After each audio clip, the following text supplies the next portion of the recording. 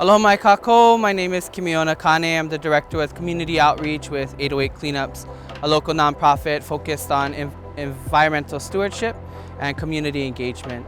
We're here at the site of Puʻu, Kaimuki. Some people know it as Kukui o nā peha heiau, or the former site of the heiau. And what you see behind us is some of the rock work that we've been working on restoring. Now, while we think about what's here and what used to be here, we know and fully recognize that this site is no longer an active heiau, but it doesn't mean we cannot treat it and honor it in such a way that brings it back to life. And so what we've been focusing on is just restoring some of the rock work in this area of the more modern walls, but using our culturally grounded source and practice, which is called Uhau Humu Pohaku. For us, it's become a space of learning and a space of practice that we, as students of this cultural past, are able to use and bring forth into the future. And it continues to be a source of learning for all of us as we continue into what will become of this site in the near future as well. It used to serve as several different things through its path in life. It was once a water tower. It also was the site of a military installation up here.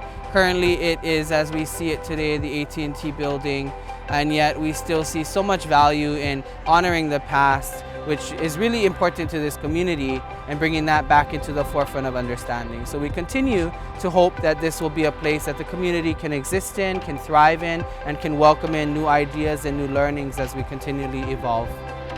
When we came up to Kukui o nā peha heiau, or Puʻu Kaimuki Mini Park, a lot of what we see on this whole hillside was very resemblant of what's around the entirety of Puʻu Kaimuki. Very overgrown, you couldn't see out past the field of view from the top. None of this was actually visible, and in fact, many of the walls that you see climbing up this hillside, including the walls that we're standing on here, most of what you see up in that area were just rock piles or overgrown with debris, with trash, with trees, and all kinds of just landslides that take place over time.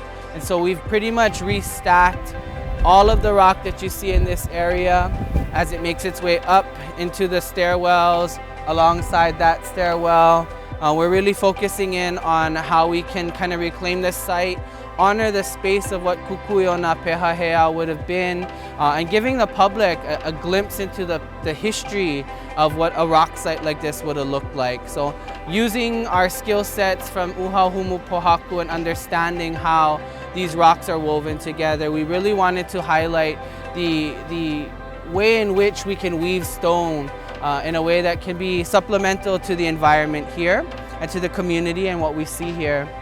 And so we tried to make sure that people could still have access to this space while we continue to do the work here. And so we really paid a lot of attention to the foot traffic that now is much more present because the space has been opened and because there's a lot more healing taking place in this space.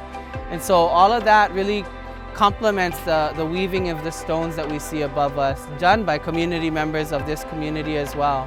And so it's just a great opportunity for us to merge the differences in timelines and really honor the space and practice and people of this place.